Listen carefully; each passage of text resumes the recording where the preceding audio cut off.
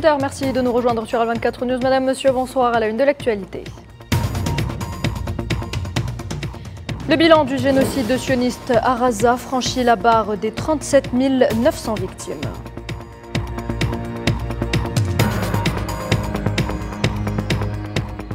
Le président Abdelmadjid Tebboune préside la cérémonie de sortie de promotion à l'Académie militaire de Cherchell.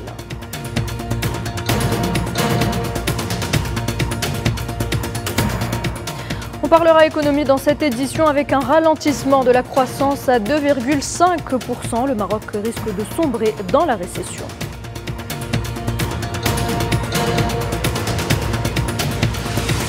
Et puis réveil difficile pour les Français ce lundi après la victoire au premier tour des législatives anticipées du Rassemblement national.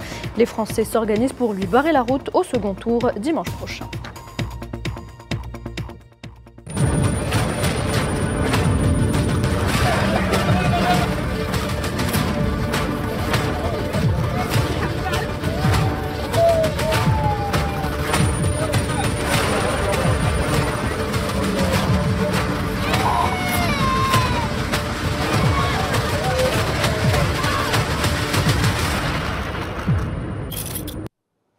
Bienvenue à toutes et à tous. Si vous nous rejoignez, l'actualité de ce lundi toujours dominée par les atrocités qui se déroulent à Gaza. L'armée d'occupation sioniste poursuit son génocide et fait de nouvelles victimes. Un bombardement a entraîné la mort d'un Palestinien et en a blessé un autre à l'est de la ville de Khan Younis.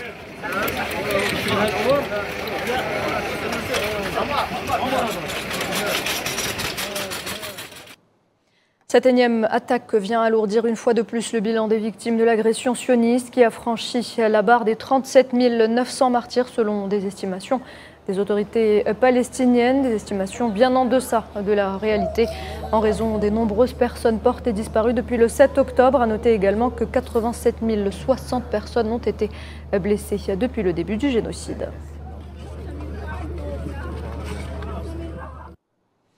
Les rescapés, eux, vivent dans la précarité. Les robinets sont à sec dans la région de Khan Younis. En ces périodes de forte chaleur, les nombreux déplacés se retrouvent sans eau pour se rafraîchir alors qu'il manque déjà cruellement de nourriture.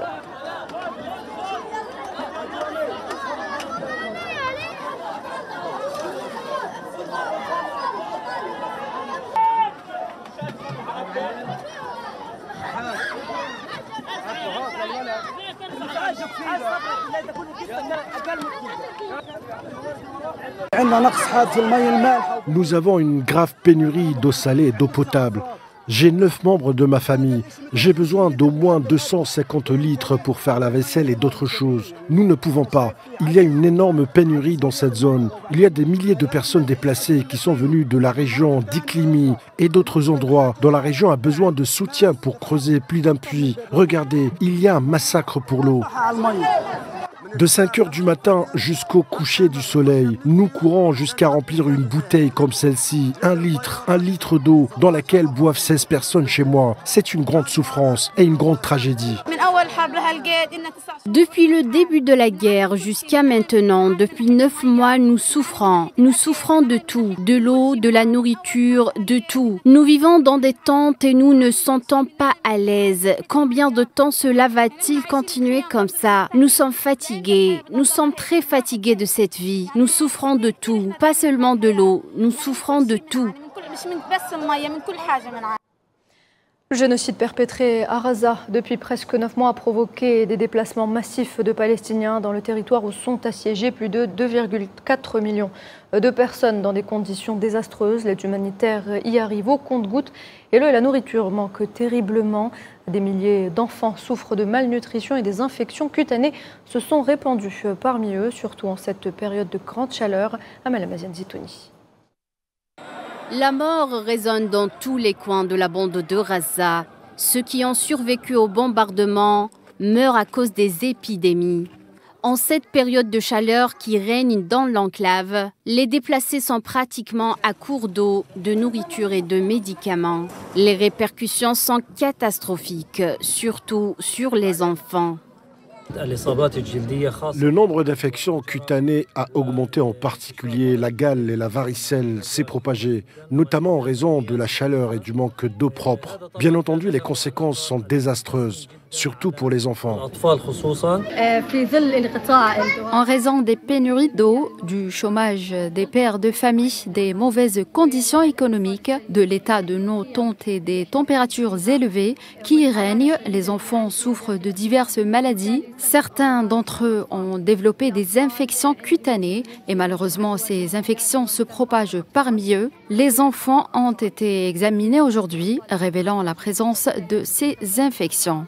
À cause des températures élevées et des débordements des eaux usées dans les rues et parmi les tentes, une augmentation effrayante des taux d'infection et de mortalité est enregistrée parmi les enfants de l'enclave. Le nombre de cas d'hépatite A qui peut précéder l'hépatite C a augmenté. L'une des principales raisons de ce phénomène est la pollution par les eaux usées. Les toilettes sont primitives et s'écoulent dans des calots entre les tentes, ce qui contribue à la propagation des épidémies. Nous dormons à même le sol sur du sable où des vers émergent sous nos pieds. Deuxièmement, il n'y a pas d'eau potable ni de produits d'hygiène. Il n'y a ni shampoing ni savon pour nettoyer nos enfants comme nous le faisions auparavant. De plus, il n'y a pas de vêtements disponibles. Donc, même si nous parvenons à les baigner, il n'y a pas de vêtements propres pour les habiller. La bande de Raza est devenue l'endroit le plus dangereux au monde pour les enfants. Mis à part le nombre vertigineux d'entre eux tués par les bombardements, ceux qui restent souffrent le calvaire. La situation qui prévaut à Raza sera justement au centre d'une réunion du Conseil de sécurité des Nations Unies demain mardi. Cette session extraordinaire abordera la situation humanitaire en se concentrant spécifiquement sur les efforts de reconstruction dans la région.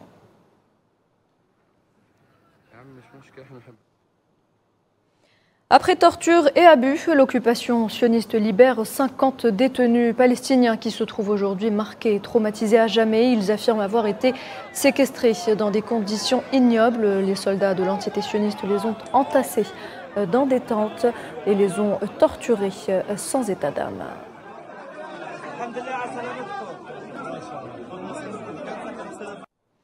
Des détenus razaouis libérés ont d'ailleurs pu retrouver leurs proches à l'hôpital de Deir el-Balah, affaiblis et amaigris. Ils rapportent avoir été maltraités par les autorités sionistes. L'un d'entre eux affirme même que les détenus sont enchaînés et souvent électrocutés. Regardez.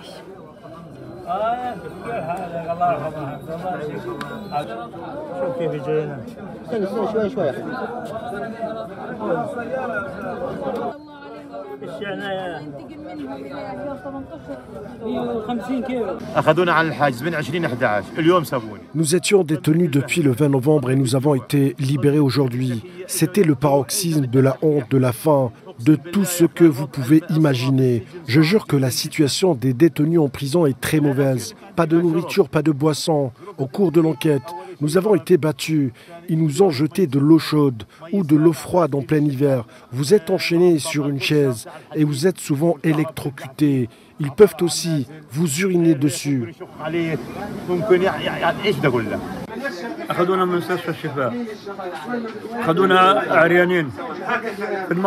On nous a emmenés à l'hôpital Shifa nu, sous la pluie et le froid, dans un véhicule ouvert. Et lorsque nous sommes arrivés dans la ville de Zahra, ils nous ont transférés dans un autre véhicule. Ils m'ont jeté par terre et ont commencé à me battre. Mon visage était couvert de boue.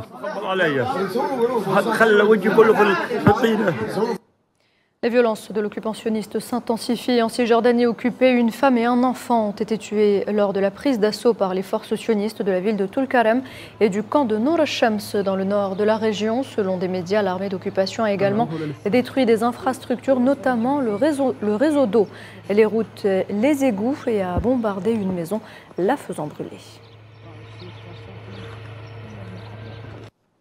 Sachez également que les forces d'occupation sionistes ont arrêté au moins 16 Palestiniens la nuit dernière, dont des enfants et d'anciens prisonniers dans les gouvernorats de Ramallah, El-Khalil, Naplouse et Tobas, ce qui porte le nombre total de Palestiniens arrêtés depuis le 7 octobre à 9 465.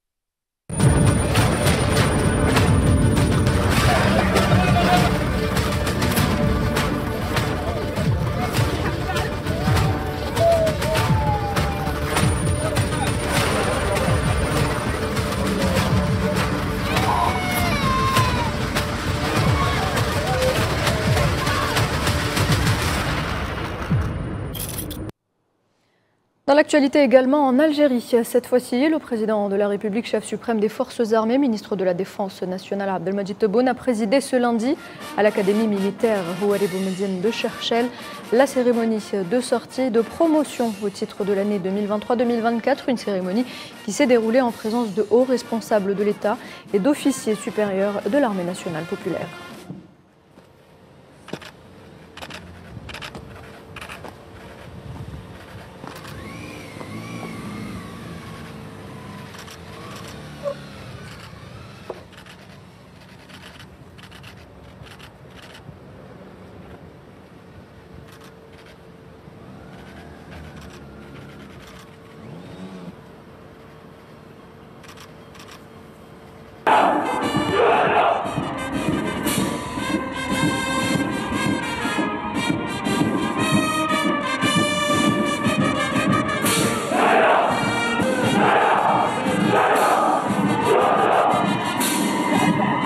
الدفاع الوطني.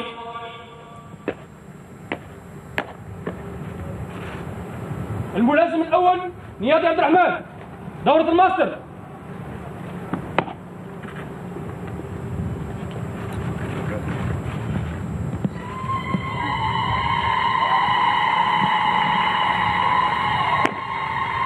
بدنية عنصرا هاما للإعداد العسكري للقتال نتيجة للأعمال الشاقة والعمل. À cette occasion, le chef d'état-major de l'armée nationale populaire, le général d'armée Saïd Chengriha, a prononcé une allocution dans laquelle il a souligné que l'Algérie représenterait un facteur de stabilité dans son environnement géopolitique régional. L'Algérie a été et demeure toujours un facteur de stabilité et de sécurité dans son environnement géopolitique, et ceci au vu de ses orientations pacifiques et de sa doctrine basée sur le bon voisinage, sur la coopération et la solidarité, ainsi que sur le rejet de toutes les formes d'hégémonie, de tyrannie, de violation de la souveraineté d'autrui et d'ingérence dans les affaires intérieures des pays.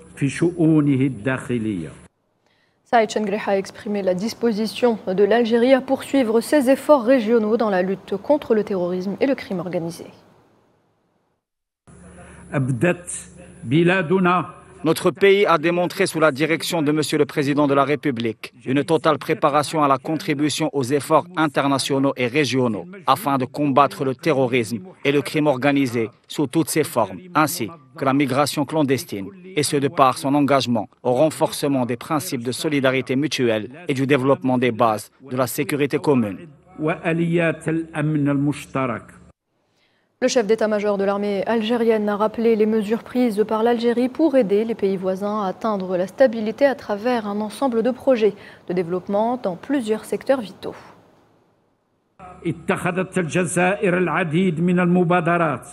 L'Algérie a pris de nombreuses initiatives sur les volets diplomatiques et militaires, dans l'objectif d'aider les pays du voisinage à recouvrir leur stabilité et la préservation de leur intégrité territoriale et populaire. Ce qui s'est consacré notamment à travers des programmes d'aide et d'assistance, ainsi que par l'octroi de places pédagogiques sur différents niveaux de formation aux membres des armées amies, mais aussi à travers l'acheminement régulier d'aide à caractère humanitaire.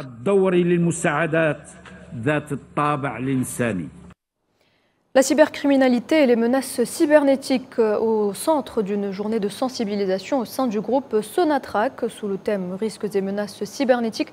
Cet événement auquel ont pris part les cadres dirigeants et les directeurs des différentes structures opérationnelles et fonctionnelles du groupe vise à renforcer la culture de cybersécurité et à sensibiliser les employés du groupe quant à l'importance d'adhérer aux politiques de sécurité informatique.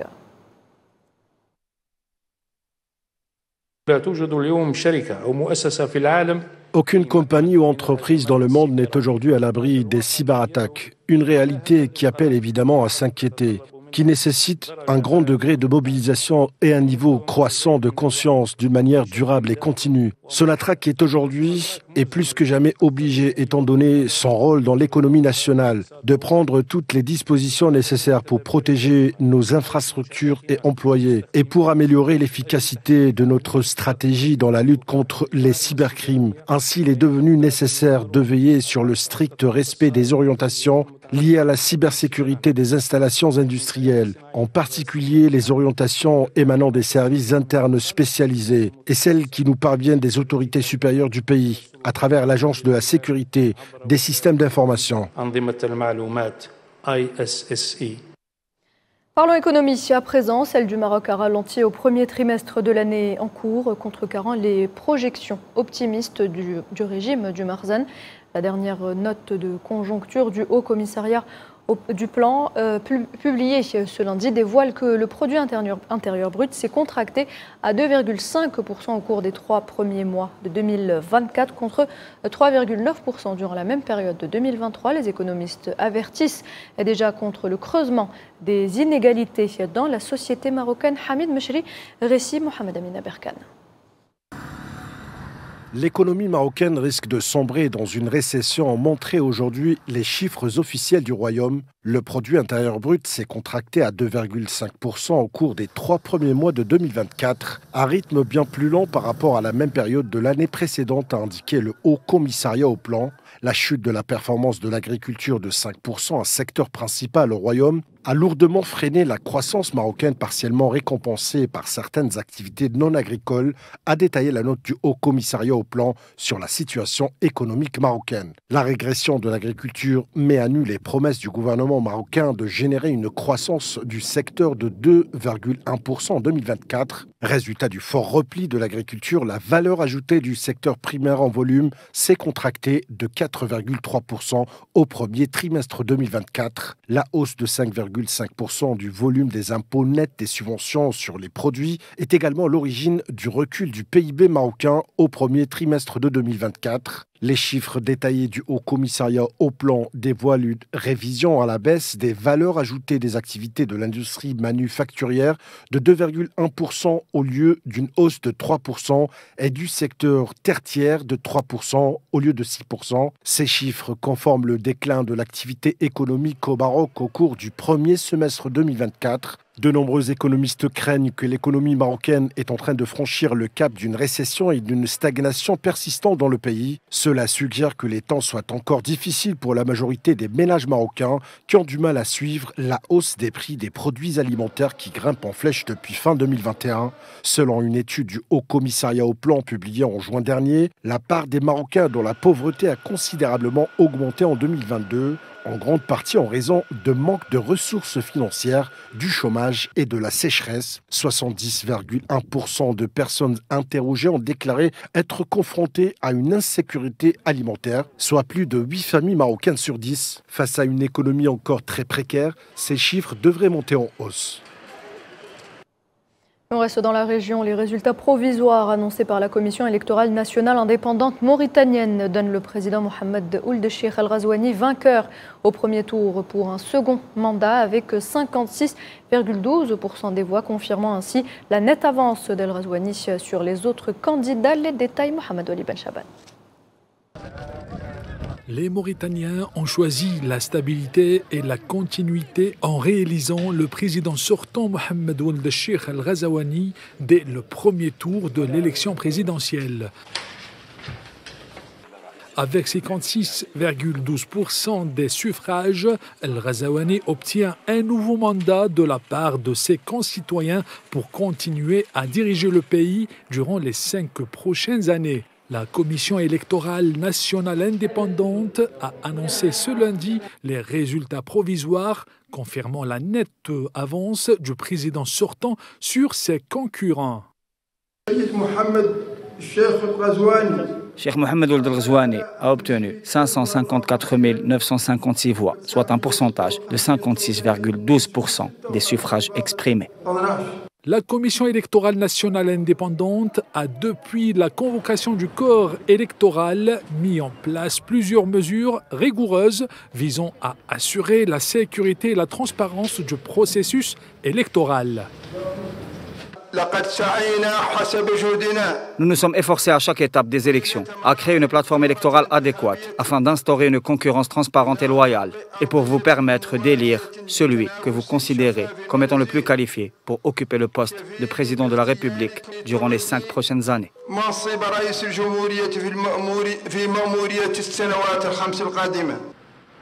La réélection d'El Ghazouani témoigne de la confiance des Mauritaniens dans sa capacité à maintenir la stabilité et à poursuivre les réformes entamées en 2019. Pour ce second mandat, El Ghazouani devra s'attaquer à des enjeux majeurs pour assurer un développement progressif et durable de la Mauritanie. Et en Afrique du Sud, c'est un format inédit du gouvernement d'union nationale qu'a dévoilé le président Cyril Ramaphosa. L'opposition sud-africaine a décroché 12 ministères au sein du gouvernement sur 32 ministères. Le Congrès national africain, qui a régné sur le pays depuis la fin de l'apartheid, mais qui a perdu sa majorité absolue au Parlement pour la première fois à l'issue des élections fin mai, conserve tout de même la part belle avec 20 postes dont les finances, l'énergie, les affaires étrangères, la police et la justice. Le chef de l'Alliance démocratique, John Steenhuisen, s'est adressé à la nation au lendemain de l'annonce du nouveau gouvernement. Il affirme que l'Alliance démocratique a désormais un rôle significatif et vital à jouer dans la reconstruction du pays.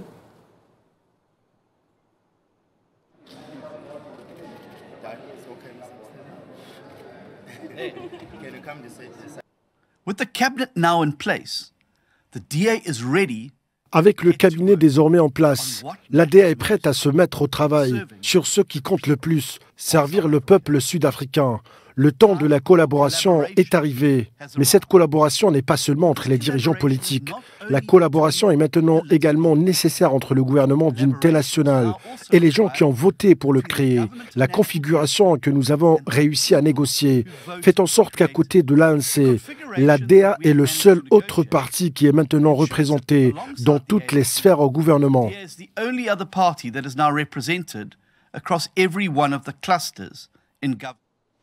Et direction l'Hexagone à présent, où 3 semaines après le séisme politique provoqué par le président Emmanuel Macron, avec sa décision de dissoudre l'Assemblée nationale, le Rassemblement national et ses alliés ont obtenu hier soir 33,14% des suffrages au premier tour des législatives anticipées.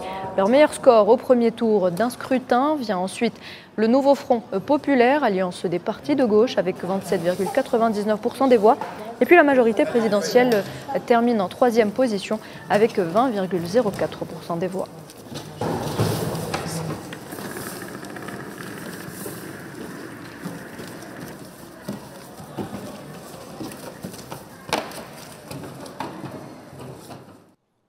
Et direction Paris, où se trouve notre envoyé spécial Karim Bouaziz. Bonsoir. Bonsoir.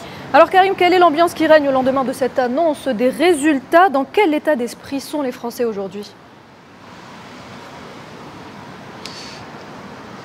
Ils se sont réveillés avec le visage des mauvais jours, avec le lendemain des résultats qui sont tombés ou qui donnent un sérieux avantage au Rassemblement national, 33% pour le Rassemblement national qui a déjà un petit avantage pour incarner le pouvoir d'ici une semaine, même si rien n'est fait pour les 577 circonscriptions.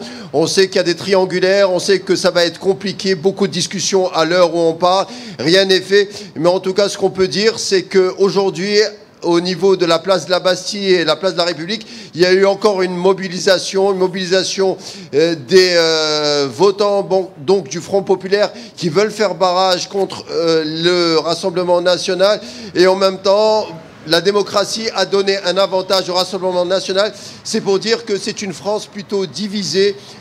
À Paris, par exemple, on est plutôt de culture de gauche, contrairement à la ruralité. Donc on voit que c'est une France un peu divisée, une France un peu en colère contre elle-même. C'est le vivre ensemble qui est menacé. Et le responsable serait Emmanuel Macron. Juste pour illustrer, Emmanuel Macron qui s'est présenté lui-même comme le rempart contre la montée du Rassemblement national quand il est arrivé. Eh bien, quand il est arrivé au pouvoir en 2017, il y avait seulement 2 députés du Rassemblement national dans l'hémicycle. 4 ans plus tard, on était à 89 députés. Et là, on parle entre 230 et 250. C'est pour dire que Emmanuel Macron aura été, dans l'histoire de France, celui qui a le plus fait pour l'augmentation de l'espace politique du Rassemblement national au sein de l'hémicycle français. Très bien, merci Karim Bouaziz. On aura à revenir vers vous dans nos prochains points de l'actualité pour en savoir un peu plus donc, sur ce qui se prépare pour dimanche prochain. Toujours à propos de ce dossier de législative en France, les principaux leaders du nouveau Front populaire se sont rassemblés place de la République hier. Regardez.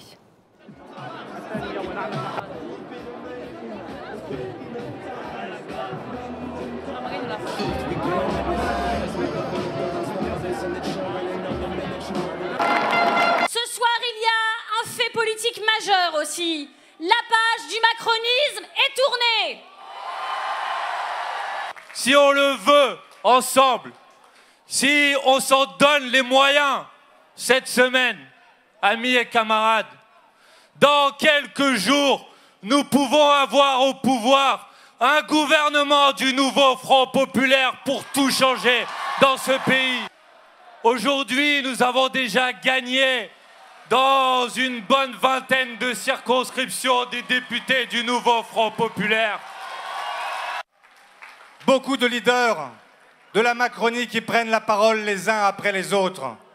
Et ça reste confus, trop confus pour des gens qui pourtant ont bénéficié de vos voix en 2017, en 2022, parce que c'est vous aussi qui avez à ce moment-là empêché leur élection. Le peuple français va devoir découvrir de nouveau qu'il a sans doute quelque chose à faire, mais à la condition de savoir ce que c'est que d'être français. Ce n'est pas une religion, ce n'est pas une couleur de peau, ce n'est pas une langue. La lutte continue, ils ne passeront pas. No passaran, no passaran, no passaran, no passaran. Le Premier ministre Gabriel Attal a quant à lui dénoncé, juste après les résultats de ce premier tour, un projet funeste du Rassemblement national. Écoutons-le. Si nous voulons être à la hauteur du destin français, il est de notre devoir moral de tout faire pour empêcher le pire d'advenir. Mon histoire personnelle, tout autant que mon parcours politique, me conduisent aujourd'hui et devant vous à me dresser de toutes mes forces contre le projet funeste de l'extrême droite. Elle réduirait nos valeurs à néant, affaiblirait considérablement notre pays et ne ferait qu'ajouter du malheur au malheur pour nos concitoyens qui souffrent. Dans plusieurs centaines de circonscriptions, nos candidats Ensemble pour la République seront présents au second tour et constitueront donc le meilleur choix pour éviter que le Rassemblement national ne dispose d'une majorité absolue. Dans d'autres circonscriptions, et je l'assume car nous avons fait ce choix dès le premier tour dans plus de 60 d'entre elles, cela passera par le désistement de nos candidats, dont le maintien en troisième position aurait fait élire un député Rassemblement national face à un autre candidat qui défend comme nous les valeurs de la République. Pas une seule voix ne doit aller au Rassemblement national. Dans de pareilles circonstances, la France mérite que l'on n'hésite pas, déclare également Gabriel Attal. Notre objectif est clair. Empêcher le Rassemblement national d'avoir une majorité absolue au second tour, de dominer l'Assemblée nationale et donc de gouverner le pays avec le projet funeste qui est le sien. Je le dis avec la force que l'instant appelle à chacun de nos électeurs. Pas une voix ne doit aller au Rassemblement national. Dans de pareilles circonstances, la France mérite que l'on n'hésite pas. Jamais. Des milliers de Parisiens se sont rassemblés hier soir place de la République suite à l'annonce des résultats pour protester contre le score du RN. Des manifestations qui se sont également poursuivies ce lundi.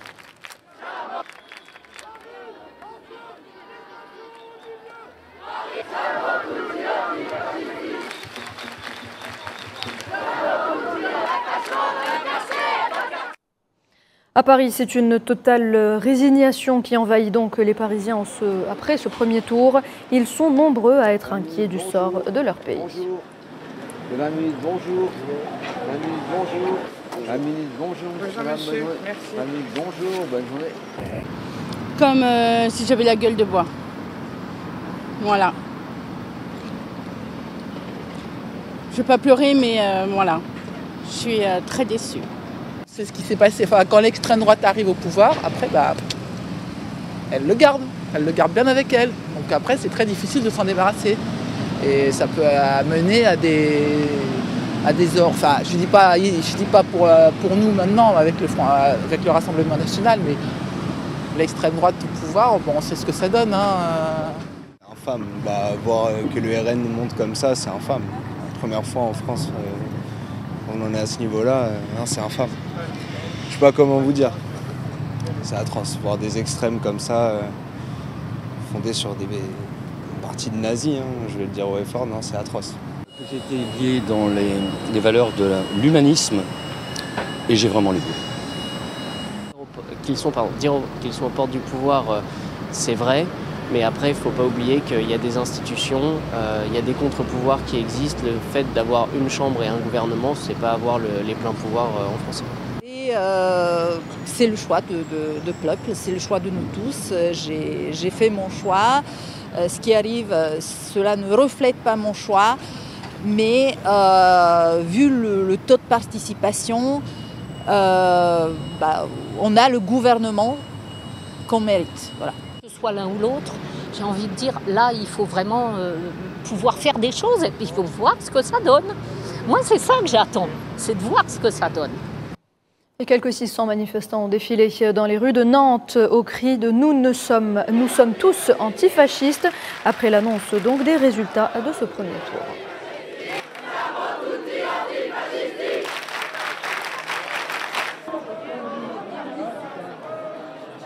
On n'est pas vraiment surpris avec les sondages, on s'y attendait un peu. Mais voilà, on est tous dégoûtés. Après, c'est pas fini, il y a le deuxième tour encore. Donc c'est pas fini, il faut rien lâcher. S'ils ne sont pas majoritaires cette fois-là, ce sera la prochaine fois, puisque depuis 2002, ils ne font que monter en fait, dans les résultats. Du coup, si jamais ce n'est pas là, ce sera l'élection suivante. La question, c'est est-ce qu'il y a un travail de fond qui est fait vraiment pour critiquer l'extrême droite pour ce qu'elle est, un parti fondé par des nazis? Est-ce que derrière, on a vraiment de responsabilité en tant que citoyens et citoyennes de ce pays pour se mobiliser, pour se syndiquer, pour s'encarter dans des partis ou ailleurs, revendre des mouvements sociaux, des mouvements populaires et faire front contre ça? Évidemment qu'il a sa part de responsabilité avec la décision de dissoudre, mais aussi avec toute la politique qu'il a menée pendant 7 ans là, je sais pas si je fais bien mon compte. Évidemment, quand on paupérise un pays et quand on a une politique ultra-libérale, que les gens sont de plus en plus dans la misère, et ça paraît logique qu'il y ait une montée du fascisme, même si c'est pas ce qu'on souhaite. Et à Lyon, même si les candidats du nouveau Front populaire sont arrivés en tête dans les 4 circonscriptions, le RN, lui, arrive en tête dans la région Auvergne-Rhône-Alpes et les électeurs dépités réagissent. Écœuré de ce résultat, quoi. C'est lamentable. Ah oui, bien sûr, ils doivent se désister, oui. Et contrairement à ce que dit Madame Le Pen, qui se présente maintenant comme le parti républicain, il faut que les gens se désistent pour celui qui reste républicain, quoi. Le vrai.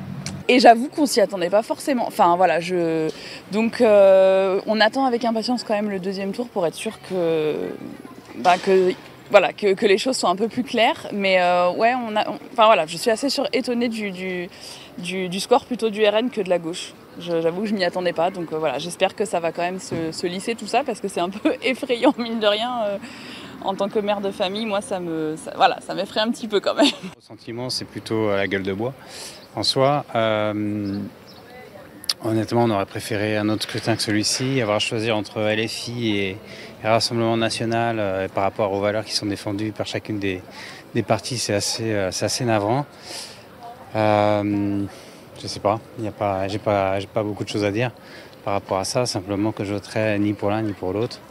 Mais plutôt pour les candidats républicains qui défendent les valeurs de la nation et de la République. Et en Italie, pays dirigé par Giorgia Meloni, à la tête du parti post-fasciste Fratelli d'Italia, les principaux quotidiens consacrent ce matin leur une au scrutin français. Certains se disent préoccupés, mais pas surpris. Je l'ai lu dans les journaux. Et je suis évidemment préoccupé, même si cela était prévisible. Donc je ne suis pas surpris. L'Italie avait, elle, déjà basculé à droite. Je pense que c'est toute l'Europe désormais qui vire à droite, en espérant que tout aille bien. Inquiétant, il y a un déplacement vers la gauche radicale, vraiment très inquiétant. J'espère qu'au ballotage, le Front républicain pourra freiner la course de l'extrême droite. Cela bloquera certainement le Parlement, mais il vaut mieux un Parlement bloqué que la majorité absolue pour Le Pen. Et voilà, on arrive à la fin de cette édition. Merci de l'avoir suivi. Très bonne soirée.